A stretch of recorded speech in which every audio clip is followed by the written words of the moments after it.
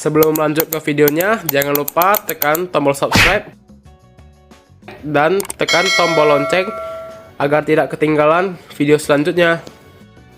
Halo semuanya, perkenalkan nama saya Devon dari kelas 10B.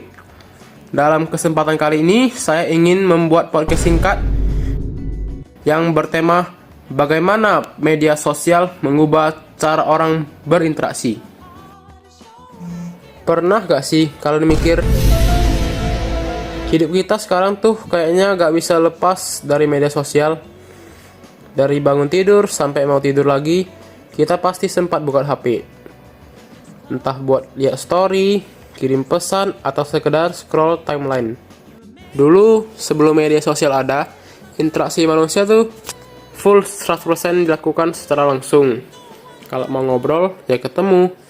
Kalau mau tahu kabar temen, ya harus datang ke rumahnya, kirim surat, ataupun bisa telepon lewat wartel.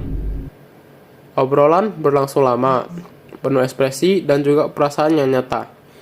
Kita jadi bisa lihat senyum, nada suara, bahkan bahasa tubuh dari lawan bicara. Pertemanan waktu itu terasa lebih hangat, karena dari setiap interaksi membutuhkan usaha dan waktu. Kita jadi benar-benar hadir dalam setiap percakapan, bukan cuma main HP ataupun scrolling layar. Lalu, semuanya berubah ketika media sosial muncul. Awalnya, sekitar tahun 2000-an, ada aplikasi yang bernama Friendster dan MySpace. Lalu, datang aplikasi baru yang bernama Facebook, Instagram, atau yang biasa kita kenal IG, Twitter, sampai dengan TikTok. Media sosial bikin komunikasi jadi super cepat dan tanpa batas. Kita jadi bisa tahu kabar teman hanya dengan lihat story-nya, ataupun menyapa seseorang lewat komentar. Semua terasa praktis dan instan. Cukup dengan beberapa ketikan ataupun emoji, kita bahkan bisa terhubung dengan orang-orang di negara lain tanpa pernah bertemu langsung. Tetapi di balik kemudahan itu, ada hal yang perlahan hilang, yaitu kedekatan emosional dan makna interaksi yang nyata. Media sosial jelas punya dua sisi, yaitu dampak positif dan juga dampak negatif. Yang pertama, yaitu dampak positifnya. Media sosial memudahkan kita berkomunikasi tanpa adanya batas jarak dan waktu. Kita tetap bisa berhubungan dengan keluarga ataupun teman yang berjarak jauh. Contohnya ketika keluarga sedang di Malaysia dan kita sedang berada di Indonesia, kita tetap bisa berkomunikasi menggunakan WA, video call, ataupun sekedar voice calling.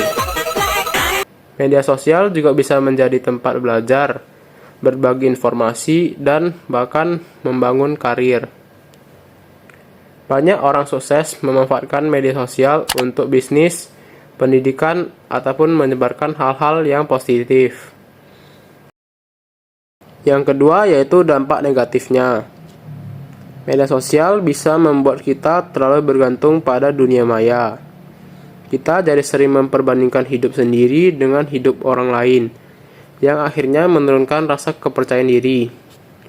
Seperti contohnya orang-orang yang membeli HP baru, tas mewah, jam tangan mewah, dan itu membuat kita menjadi kurang percaya diri. Selain itu, muncul juga fenomena fake life, di mana orang-orang lebih fokus terlihat bahagia daripada benar-benar bahagia. Banyak hubungan juga jadi renggang karena salah paham lewat teks, ataupun karena lebih sering berkomunikasi lewat layar daripada bertemu langsung. Dan yang paling bahaya, media sosial bisa membuat kita kehilangan kepekaan sosial di dunia nyata. Sekian yang dapat saya sampaikan, terima kasih. Tamatnya sudah acara tadi.